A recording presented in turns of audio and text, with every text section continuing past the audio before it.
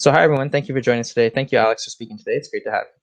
So Alex currently resides in Austin, Texas, and runs the employer branding, recruitment, marketing, and candidate experience at Acoustic. Alex is an experienced practitioner and thought leader in the employer branding space. He has over 4 years of experience specifically in EV and recruitment marketing, and many more years in digital and social media strategy. Along with his role at Acoustic, he is also board member on the Talent Brand Alliance, leading the marketing committee, and a contributing writer and leader on the employer brand wing.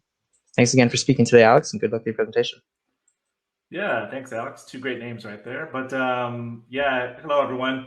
Today I'm going to be talking about building and activating your employer brand. So specifically, your EVP, which is your employer value proposition, recruitment marketing, as well as employee advocacy.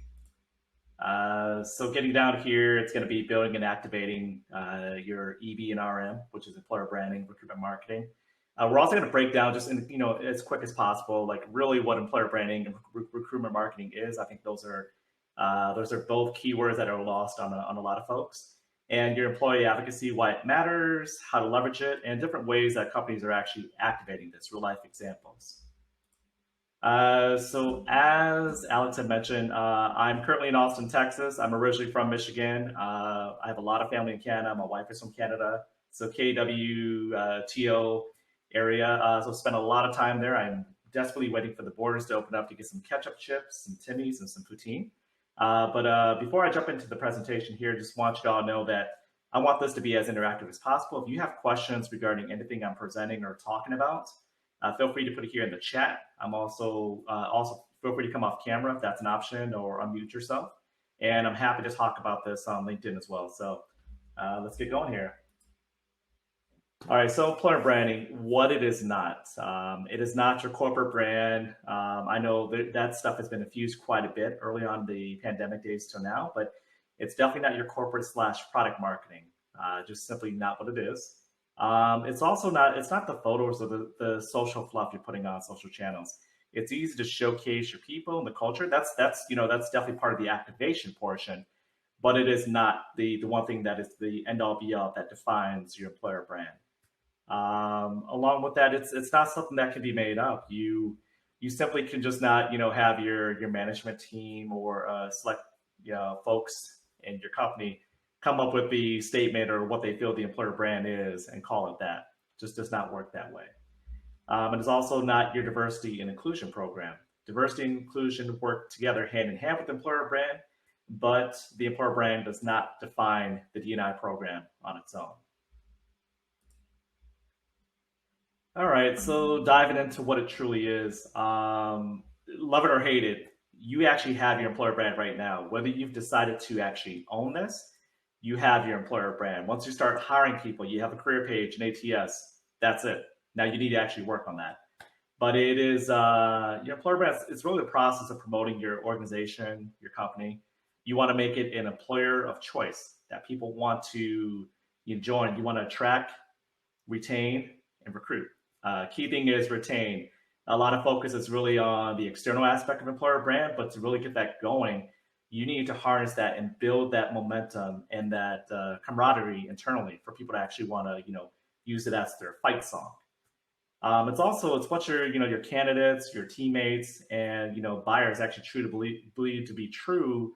What it is like to actually work at your company.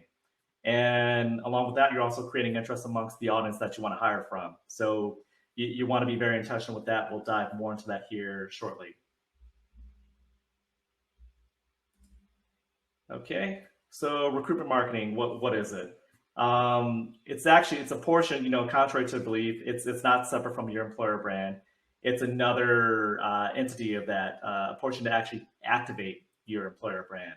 And really what it consists of in terms of if you actually do recruitment marketing correctly, it's leveraging that employer brand and helping you to hit all these great TA metrics that matter to folks in my space, as well as recruiters such as yourself. If done correctly, you're going to get a lower cost per applicant per hire. And the one key thing that a lot of us don't consider is you will actually have a better quality of talent and applicants as well. Okay, and again, what it's not, it is not separate from your employer brand. You need to have this to actually make the recruitment marketing be successful. And the one thing that I think a lot of us tend to forget is that it's not a recruiter's role. So recruiter actually, they get a chance to play their part in being the biggest brand ambassadors, but it doesn't fall on them and them alone. Recruitment marketing falls on everybody that works at the company. Once you're out there, if you're on social, you're talking about the company, namely, I would say LinkedIn or Twitter, you are an advocate for the company. So that responsibility falls on you as well, and you should take it with a high sense of pride. And again, if you have any questions regarding what I'm presenting, feel free to drop them in on the chat. I'm actively monitoring that. I want this to be as interactive as possible, so by all means, jump in.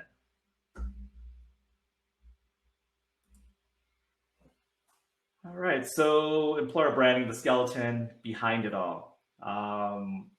It's easy to throw out the word employer brand and assume, okay, it's going to cover everything and anything, just in terms of attracting people. But there's a method to the madness that goes behind it. So key thing that defines your employer brand is going to be your EVP, which is your employer value proposition. This is a promise that you're not making just to yourself, to your existing teammates, as well as your future teammates. Once you come up with the EVP, and one thing to keep in mind too before I dive into more details is when you're developing this, there's a process that goes behind that. It can't just be where your C-level executive suite is saying, hey, you know what, we want to say, join us, change the future. That's great, but is that really what you and your teammates actually believe to be true about the company? Is that the promise you're basically, selling out to people, and, you can say you actually adhere to those things. It actually involves a very strong interview process, surveying or interviewing your teammates. If you could jump on now, obviously not in person anymore, but if you can jump on a Zoom or Teams call, learn a bit more about them. It requires actually asking those tough questions, pretty much defining, the good, the bad, the ugly of what you are, as a company, your employer brand, and you have to define that. It can't be. It's great to be aspirational in those aspects, but you need to know who you are, where you're going, and what you really are at that moment, to be true to yourself and to sell that as a transparent, authentic company and culture to the people you want to attract. Now, once you get that honed in, you're working in, you want to work on the messaging, which is key. Those are in the marketing space, we call them boilerplate items, as well as just your sell point to people for them to join you. So there I have an example of Facebook. They've got a very great line in terms of what they're looking to do and, how they're going to make that happen, as well as taglines, which Groupon has one of the best with local heart, global impact. And that's what they mean. They want to mean that to anyone and everyone. And then another key aspect that encompasses, developing this EVP is a hashtag. So here, hashtag inside MD. At Acoustic, we have Acoustic Life. And also a lot of other companies have a life at and then the name of the company. All right, so moving on here, when you actually are going out there and activating the EVP, there's a whole lot that goes into it. And I'm not just talking about sharing jobs. So once you are to the point where, okay, you have your messaging, the taglines, hashtag, how do you get this going? It's the one thing that a lot of people talk about. A lot of people don't really break down how you actually deliver on this. It's typically work that goes to an agency, but you can do this on your own. Whether you're an HR, TA, or if you're in a role such as myself, you can do this in-house. So just some of the areas where you can activate your EVP is going to be your career page. Right now, if you go out to any other, any career page outside of your own, you can look there. You'll find everything I've listed in terms of the sell point, in terms of your boilerplate for the messaging, a tagline. You'll see a hashtag there if done correctly. But another great area is going to be your job description. And I list this separately from the career page because it's easy to look at the career page and say, okay, hey, I have everything down here, we should be good to go. But that branding has to stay consistent across the board. It doesn't fall off. Just like if you were to, maybe look at an Apple product, if we go, the product marketing route, like we want that to be consistent across the board. Job descriptions is one of the best areas. And that's another area where you want to sell to people to join your company. So it's a missed opportunity if you don't look at that. Social channels is another great one. Regardless if you're running either a two-pronged approach where you're doing a mix of your product marketing and EV on your social channels, that's fine. You can still infuse that into it. But if not, if you are running a separate channel, which I highly recommend if you have the ability to, is create specific EV channels on Facebook, Instagram, Twitter, TikTok, or wherever wherever you be playing or you would be playing, and have that stuff listed there. It's easy easy to leverage that.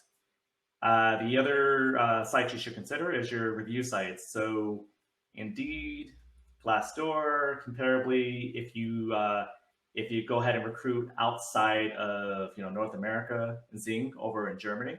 Also, Blind is another option too. But the same messaging and all the content that you eventually create for that should also go to those review sites. Another area is your blogs, where you want to activate that, as well as the candidate experience and messaging. That's another area that a lot of people miss, but that's the first point of contact for any employer brand. So you want to have that down. And then employee advocacy, which we'll jump into. And we got a quick question here from Iona. Okay. The company has no current or previous initiatives in the EB or the EVP space. What do you recommend as a starting point? Honestly, what I would first do is, I would check with leadership and see, okay, what are they truly looking to accomplish, right? Are they buying into this? Because I think if anything, you should be owning that. And I'm obviously biased. You should want to own your employer brand, because if not, someone else is going to put that out there for you. And chances are you probably don't have you're not managing your reputation, and people don't know specifically why this should come work for you. But I would say talk to management. Once you've identified, strategy, if you can either do a grassroots effort where yourself and some other HR TA folks can do that, great. Or if you have to bring in, someone like myself to join your team, or a agency or contractor, you want to identify what you're really wanting to accomplish from that. Because if either one of those three, three options that I mentioned are going to help you out, they need to know what you're looking to accomplish.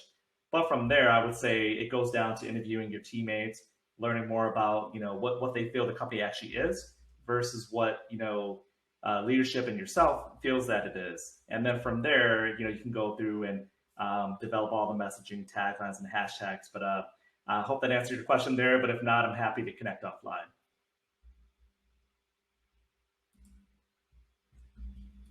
Okay, so this is, I contemplated removing this infographic, but it's one of the best that I've seen that really hits home at what employer brand is.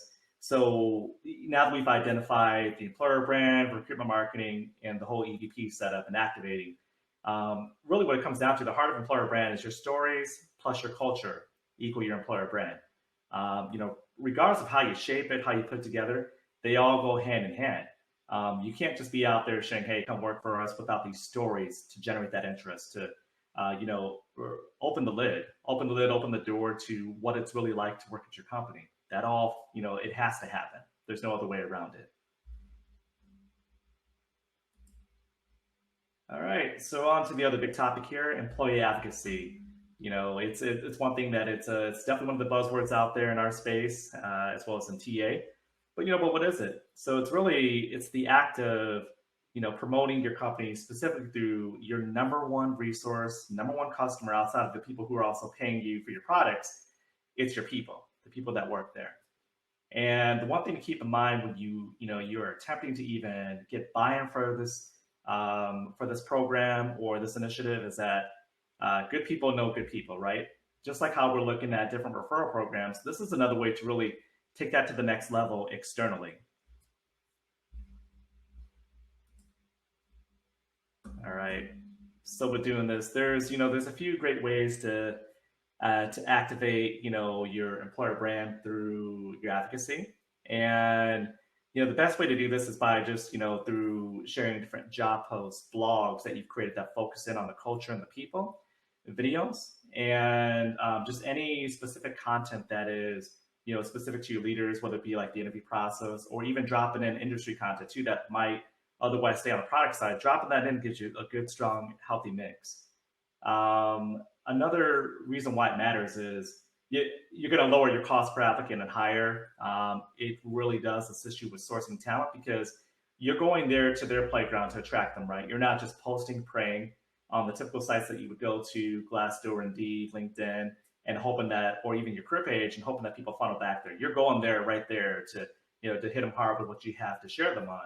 And along with that, it also helps out, you and your teammates, because for one, you have your employees, your teammates sharing the different content, their brand ambassadors, which is always a win-win situation.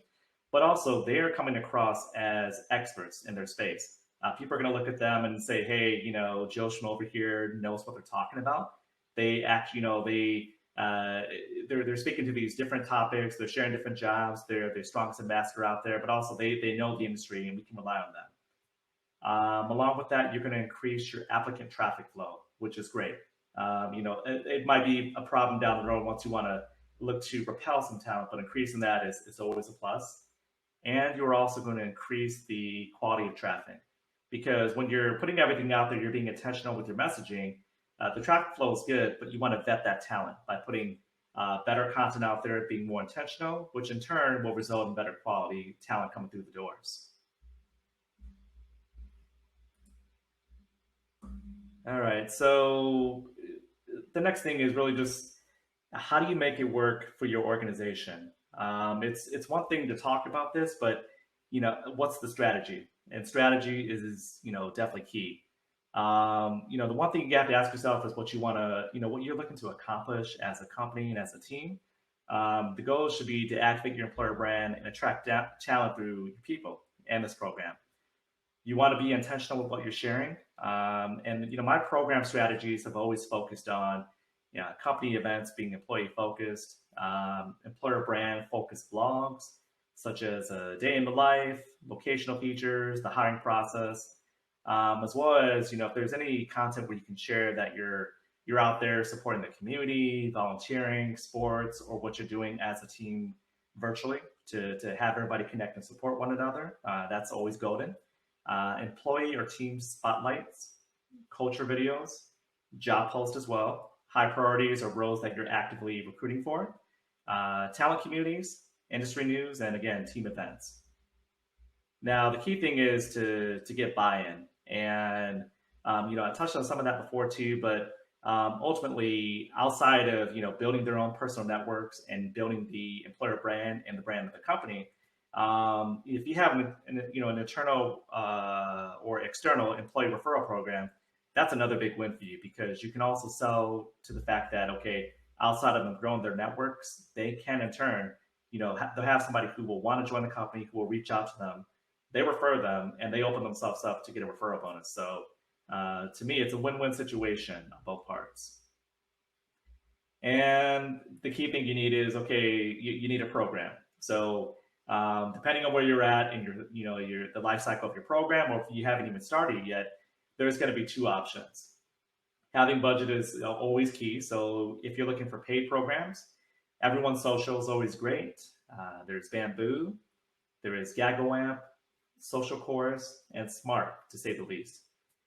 Now, if you have no budget, no problem whatsoever. It's going to take a little more work, but you can still get the job done. You can look at Slack.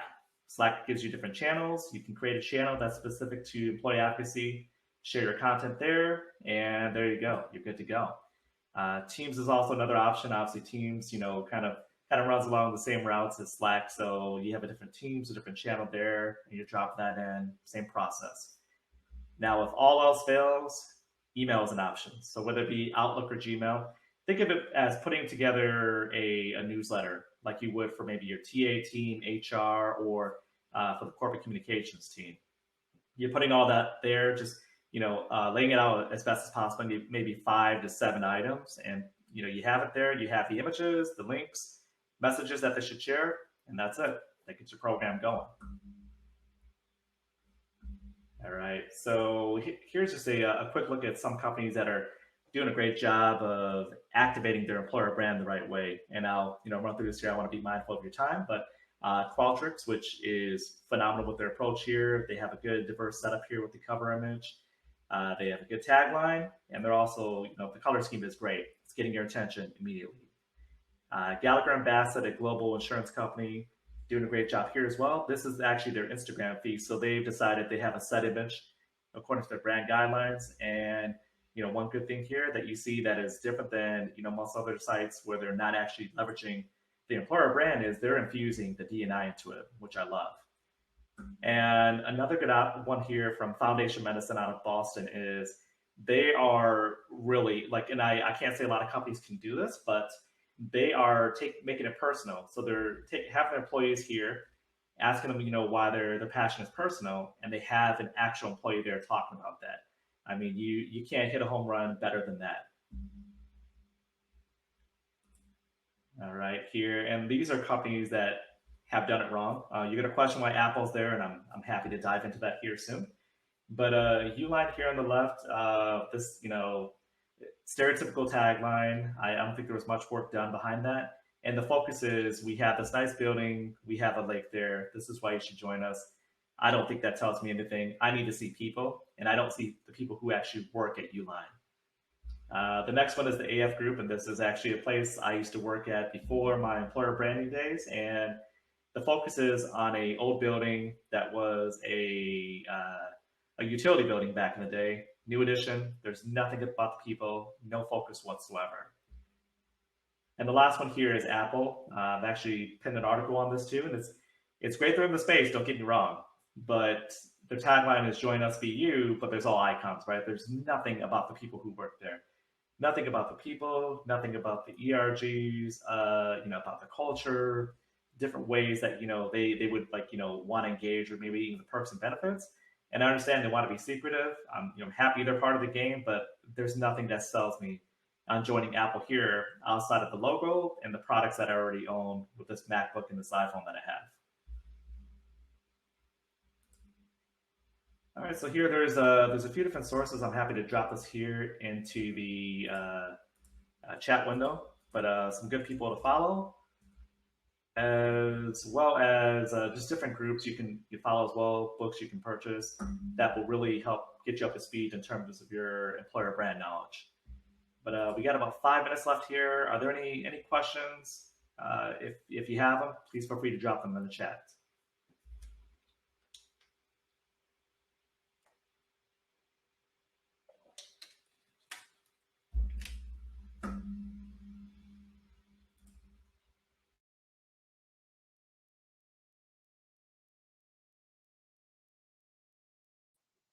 Hi, Alex. I'm just coming back on just to help moderate some chat questions here. Sure. So I do see a question here from Iona. Apologies if I pronounced your name wrong. She says, "Hi, Alex. Thanks for sharing this great information. If a company has no current or previous initiatives in the EV or EVP space, what do you recommend as the starting point to build the EVP?" Yeah, sorry about that, Alex. Actually, I caught that midway through presentation. Oh, okay. Sorry. And answer that question. But if I don't know, and I apologize if I'm messing up your name there. If you want to either jump on camera, unmute, or respond in the chat, I'm happy to dive into more details. Yeah, sorry about that. I didn't know you caught that one. So I guess just you're fine. Yeah, thanks. So I guess just while we're waiting for any questions, I guess say someone someone watching, what do you really want to hammer home for them? Like, what's your sort of key, maybe top point or top 3 or 2 points that you really want them to take away from today? What I want them to take away is that employer branding does matter. There's different ways to activate it. I think it's one thing to talk about it. It's great to talk, showcase our people because we're all stuck at home, right? We've got nothing else to do. But it's something that has to continue to happen, right? Keep the conversation going and keep. There's experts out there, whether they consider themselves to be an employer brand leader or specialist.